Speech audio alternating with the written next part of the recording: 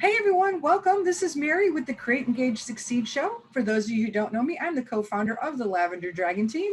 My sidekick Amadeus is not available to join us today, but that's okay because I have a super special guest, Kathi Burns, who is the author of several books, one of which we're going to really talk about today, which is How to Master Your Muck. And I met Kathi at a virtual conference about a few weeks ago. And we had a conversation and really hit it off. And I thought, wow, she's just like the perfect guest for our show. So without further ado, I'm going to let Kathi introduce herself, tell you a little bit about what she does. And then I've got some questions that I'm sure most of you are going to appreciate because they're questions that you've asked me also. So Kathi, take it away. Well, hi, and thank you so much for having me on the show. I really, really appreciate it. And my goal is always to just deliver tidbits that people can use immediately to help make their life better. That's what it's all about. I'm a board certified professional organizer and image consultant, and my company is Organized and Energized. And that's what I'm all about is if you have organization, you have energy. If you are disorganized, your energy is depleted. So the idea is to gather as much energy as you can in your life. And I do it on the external environment of my clients, whether it's the clothes they're wearing or the clutter in their environment, whatever it is that we can do to just tighten it up, make less muck and get rid of the muck in your life so that you can move forward full steam ahead and have energy around it and mainly have enthusiasm around what you're trying to do, as opposed to being exhausted and behind and overwhelmed and so on and so forth. Yada, yada, yada, right? Oh, I love it. And, I'm in that slump right now. It's like, I have no energy. I'm overwhelmed. I need to get control of my schedule, which I'm going to circle back on in just a moment. One of the things that really attracted me to Kathi and what she was talking about when I first met her was she focuses or can help you with your home office.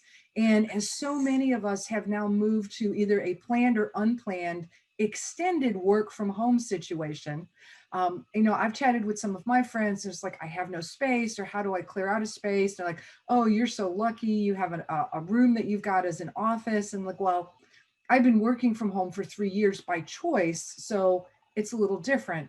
But what tips do you have to share with folks who are perhaps finding out that they're going to be indefinitely working from home and they're working off a dining room table, or they're working in their spare bedroom, or they don't have a space and they don't feel like they have a way to make space? Yeah, that's a really hard one. And everybody, well, not everybody, a lot of people are up against the same stuff right now. So if at all you can squeeze anything and call it your own, please do that. Even if it's a corner table in your dining room, not a corner of the dining room table, but a corner in the dining room. Oh, okay. That's a good point. Okay. Right. So that because you can turn away and not face whoever is back there floating through the room. Right. There's a lot of little corner cupboards that, perhaps that's the best you can do. That's fine. If you don't have any room in the spare guest room, you still want to have some type of a little table that you can pop up and down for yourself. And I have my clients a lot of time buy little rolly carts that have wheels, and that's their little mini office. And if it's a nice day, they can wheel it out to their front yard. If it's a bad day, they can roll it into whatever space they can possibly grab for themselves where it's quiet. And so the rolly cart, the whole idea behind being organized and being able to get things done is to have all your tools within arm's reach. So what you would start with stock with your little mini cart is, perhaps just the basic scissors, tape, staples, a few sheets of paper, pads of paper, pens, that kind of thing. Your computer, obviously, maybe a little hard drive. If you can, you can even I have had clients put their printer on there and have an extension cord actually in the little cart so that whenever they wheel it to wherever they wheel it, they're extended, they can hit an outlet somewhere. And then what they can do, if they have a lot of hands in the mix, so to speak, in their house, they can roll that cart back into the hall closet or into their master closet. But basically, it's a portable office that's theirs, and no one's allowed to take anything out of it, and it's theirs to use. They can keep their laptop on it. So that's like the most creative thing you can do. If at all you can grab anything, even if literally you take over the hall closet. I've actually had people take everything out of the hall closet, put a little mini table in there, the fold up kind, and open the door and put in the chair, and there is their office. They can't go in it, but their office is in there, and they can shut the door. So there's so many different ways that you can do it. Depends on the scenario of your environment. The main thing, I think, is once you get your space set up with all your tools within hand's reach, you have to have an agreement with your peeps. You have to agree with them that you're working and that you can't be interrupted, and that, mom or dad needs this time. Don't come floating past, especially if I'm on Zoom. But it reminds me, one of my school teachers is teaching virtually now, right? Mm-hmm. So she had set up her Zoom room in her dining room. And during one of the lessons, her little 7-year-old went streaking through with no pants on. Oh, goodness. So there's no room in her house, right? So you know what we did? We took over the shed. There's a shed. We emptied it out, pressure washed it out, brought some electricity to it, and that she now has her own school classroom in her shed so that her little boy won't go streaking past anymore. Oh, what a great idea. And the reason I was kind of smiling earlier is my daughter used to live in a very small condo, and she did exactly what you were talking about. She turned one of the closets in the condo into an office. She just got a board of wood, made it into a desk. And so then we kind of adopted that same idea in my office. Now I have a real desk looking out the window. But when I first started working from home, we took a desktop and my partner cut it down and fit it in, and it fits in the closet, and the closet doors are in the garage. And so before I was able to actually figure out what my office was going to look like, we created that in the closet. So I was smiling because I'm like, oh my goodness, I actually did something and I didn't know I was doing it right. So that was pretty cool. What about in terms of making space? How do you feel about like those folding, like door things that, you use to wall off an area? I don't know what the correct name is, but oh yeah, like the 3-panel, like the levered 3-panel that you can use. Yeah, it's really good. I have a client who's actually she does Bowen work. She does physical body work for people. Mm-hmm. And what she did is we used a little cantilever so that her massage table in the room is very zen, but over in the corners is her little office, a dinky little corner of the zen room. Mm-hmm. And it is divided off. And so there's still the zen feeling. She can still get work done in between clients because her office is right there. Mm-hmm. And she didn't have to have another office. She didn't have to have an expense of having one more room somehow out of her house that she could create work from. So yeah, I think the dividers work really well. I'm still trying to figure out what the name of them are. Yeah, it's somewhere in my head. I know what it is, but they're like folding door things. And so people who know me well know that I make up words all the time when I can't think of the right word. So I do too. And sadly, I've been married for so long that my husband knows what I'm talking about, which is great. He calls it Kathi Goonie Goo Goo.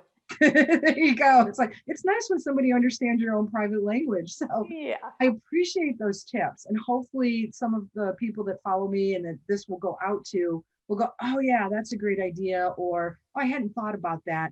When you're talking about the mobile office cart too, one of the things I thought of is I used to be a scrapbooker. I don't do it quite so much anymore, but I know at the craft stores, they sell those rolling carts, and they often have a place with the electrical outlet built in so that you can put your paper cutting machine or something. So yeah, if you're a crafter listening to this, and I know a lot of my friends are crafters, you may want to think about putting your craft supplies on vacation for a little while and using that so you don't have that extra expense of buying another thing.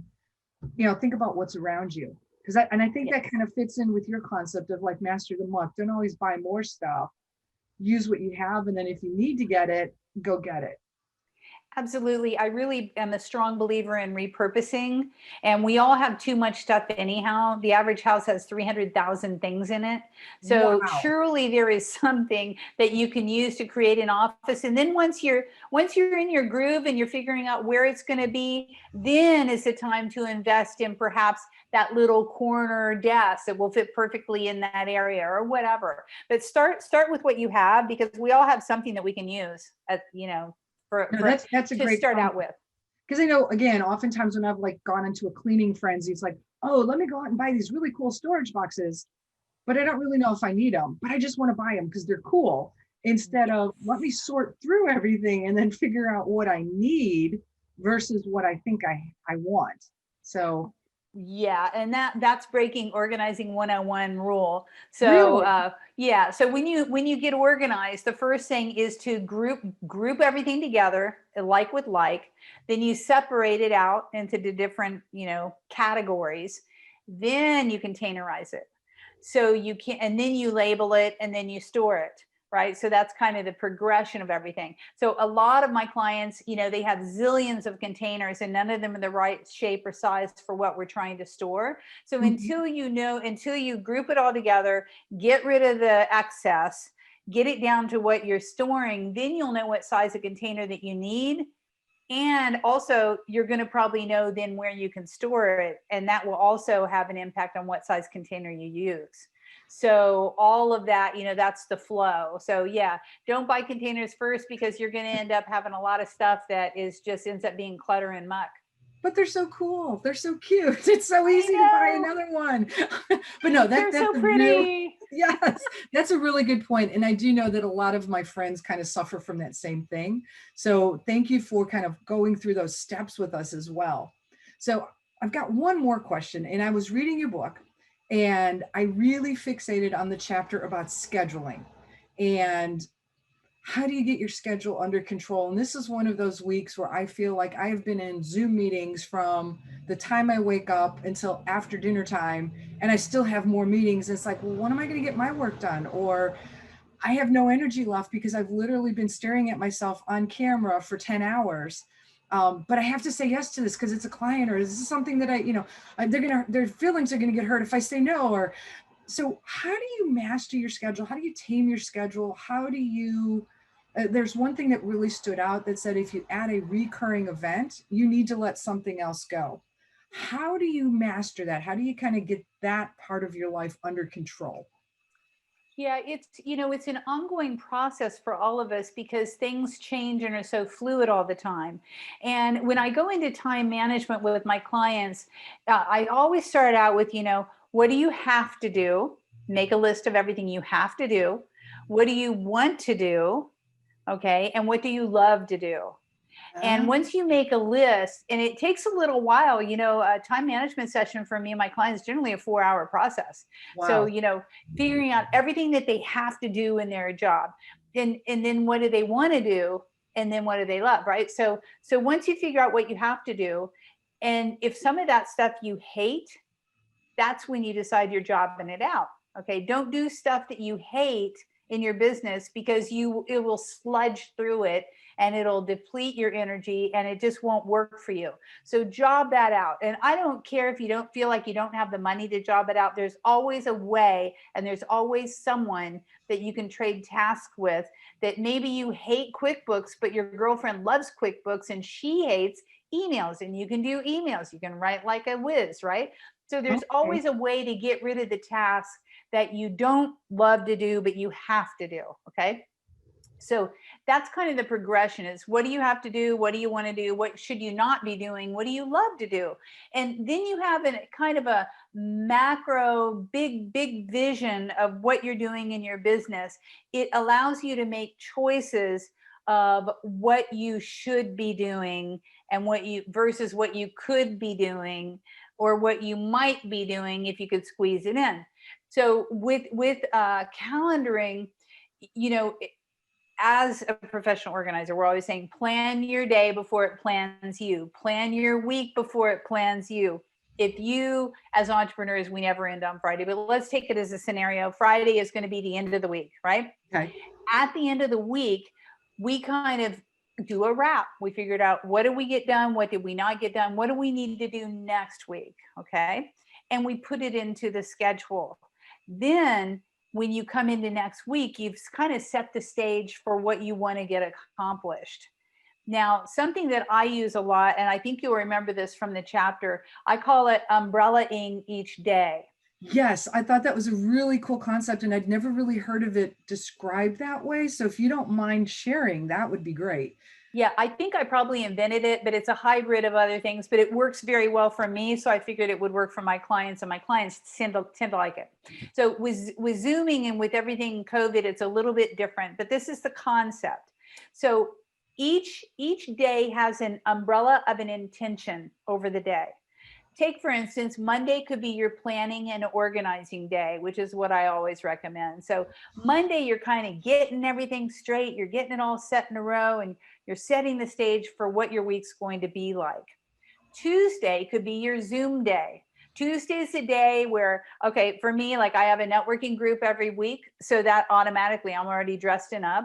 So if I'm going to do interviews or other Zoom meetings, I try to put them on Tuesday, and that's that. Wednesday is my big project day. If I don't have a project day during the week where I'm not seeing anybody and I'm not doing Zoom, and if I can't really focus and I don't do a big project, my whole life kind of feels like it's falling apart, because again, I'm behind because that big thing never got done, right? Hmm. So on a project day, you have to have at least 4 interrupted hours during that day for projects. It takes 4 hours to get anything big done in your life. So as a takeaway from this, and I'll continue on with Thursday and Friday, but as a takeaway, folks, make sure that you have 4 hours blocked for project, the same time, same bat channel, same day every week, or you'll never get done your big dreams and goals. Okay. So See, and that's where I'm kind of stuck right now. My calendar got a hold of me this week instead of me getting a hold of the calendar. And now it's like, I don't have any time to do anything. And I've got these deadlines and I've got this project and oh, I got to do this. So great tip. and then you're stressed and overwhelmed and you're beating yourself up going, why can't I do better? Why don't I ever get it? It just goes, this is what we do. So you have to have 4 hour block no matter when. The idea is to have it the same time, the same day every week, because then it's kind of your sacred time. And everybody around you knows that you're not going to be meeting anybody from 12 to 4 on Wednesday. It's just not going to happen, because that's your big thought time. Okay. I love it. So then we can go into Thursday, and Thursday is perhaps like getting all the small little nitty gritties done. That could be like paying your bills, doing admin, doing all that kind of stuff. And Friday's a wrap day. Now, what I love about this is it's never perfect, because things change all the time. You want to put everybody on Zoom on Tuesday, but someone snuck in on Thursday. That's okay, because what it does is if you know what you should be doing, you know what you did not do. So it's very fluid. So okay, well, Thursday, they're taking like 10 to 12, and that was going to be my little bits and pieces of projects. I got to pop that on Tuesday when they should have been there. So Okay. yeah, so if you know what you want to do, you know what you did not do. Half the time we live in reactionary mode and we don't really know what we want to do for the week. So we don't know if it got bumped or not. Right? That makes so much sense. And I would say this applies not only to entrepreneurs, but also to people working in a regular, I don't want to say regular, but in a more traditional corporate job too, because you still, especially if you're working at home, there's so many things that can get in the way and interrupt you. And having that plan just seems like it would make your life so much less stressful. Yeah, I had a scenario. I work with the Ohio Masonic Home, all 5 of their campuses, and I was working with the marketing directors. And what I found as I went from campus to campus, they never had time to get any of their big projects done ever. So what we decided to do, and I feel very blessed that the O's allowed me to do this. Wednesday afternoons from 12 to 4, no meetings ever again. No one's allowed to have a meeting from 12 to 4 on Wednesday. This allowed their marketing people to actually get projects done, and they moved forward with their goals for all the campuses. They were able to move forward and get the big projects done, because you don't move forward until you tackle something big.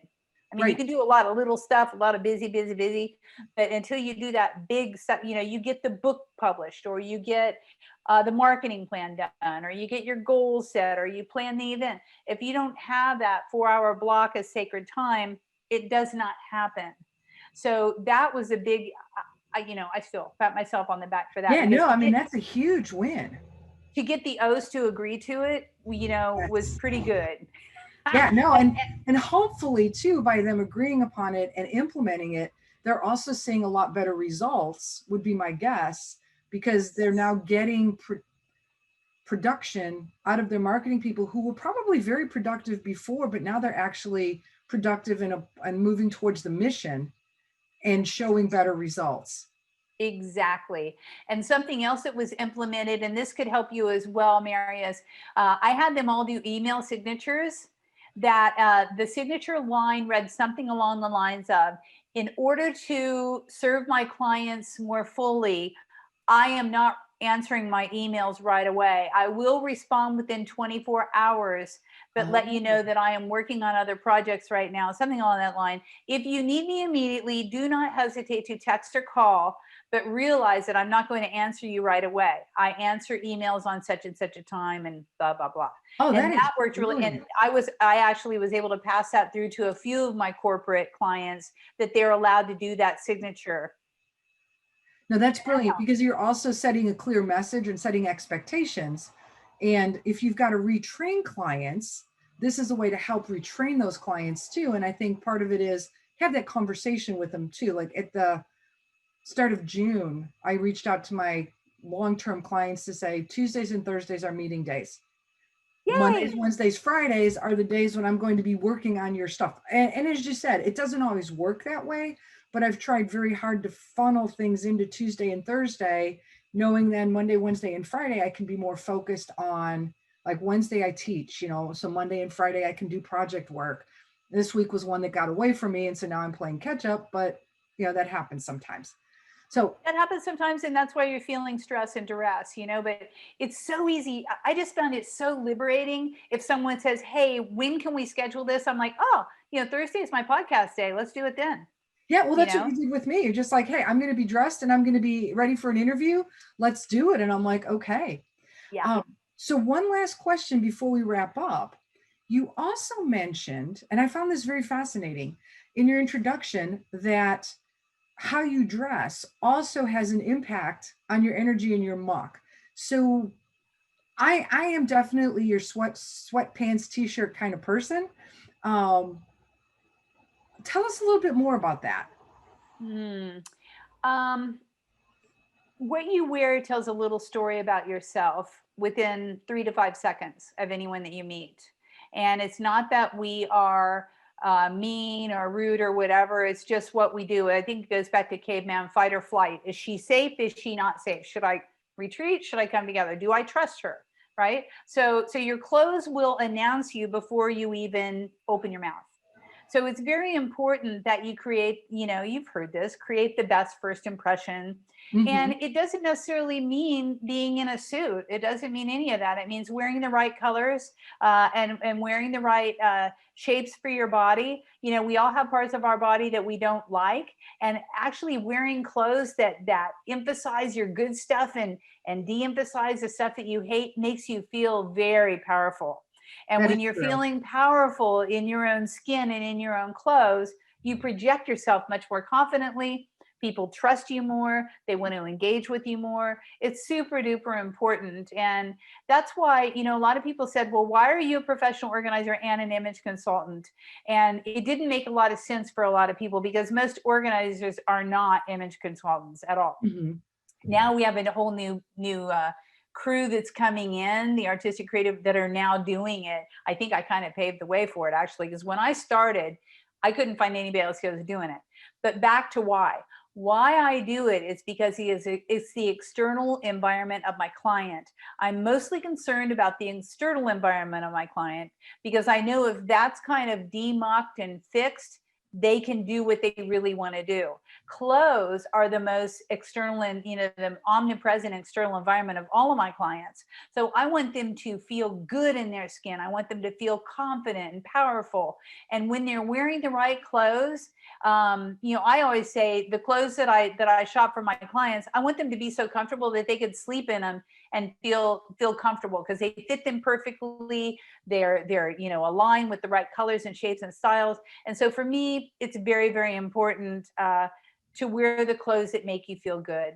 Okay. Really, really is. So in this world of everything's online meetings, do you still, like, are you one of those folks that are like, hey, as long as it's good from the waist up, it's okay? Or do you still think that if you're going to be on camera all day long with just your neck, it's okay if you've got your pajama bottoms on and just a nice top? I think it's to each their own. I personally don't like wearing my jammy bottoms because I feel not as confident.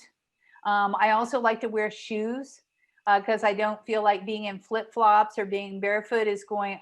I know inside myself how I look from the waist down. Hmm. So some people, it doesn't matter so much. If they put on a great blouse and they feel fab and they feel like they're on, that's great. But as an image consultant, I can't do that because I just can't. Yeah, Because no, I, and that makes sense. I mean, for each of us, we've got our own area, and especially as an image consultant, I would be shocked if you were walking around with, pajama bottoms on and a dress top versus I'm more of your, typical geek behind the scenes. So, blue jeans, sweatpants, barefoot, or funky shoes, that's when I feel most comfortable. When I've got to put on dressy clothes, like even this top that I'm on now, I feel horrible. I feel uncomfortable. I feel out of my element. I'm like, I can't wait to put my t-shirt back on, or my flannel shirt. I feel like I'm so fake when I get dressed up because that's truly not me. well, there are a lot of clothes that you can wear. They're going to feel fabulous on you and you're going to feel great in them. You just need to have someone put you in the right clothes. And it's hard when you're so close to your body and you're so, and you go into the store and you look for the same things. When I'm styling a client, they're always like, oh, I would never have picked that out, but ooh, I kind of like that. This makes me feel good. So, there are reasons that there are professional stylists. So I And can I'm put just you in laughing because clothes. several of my friends have attempted that with me, and we'll go shopping. It's like, oh, you're right. And then I get home, I'm like, no, you weren't. I'll go put on my cool shoes, but the rest of me is just not comfortable dressed up. Um, Yeah.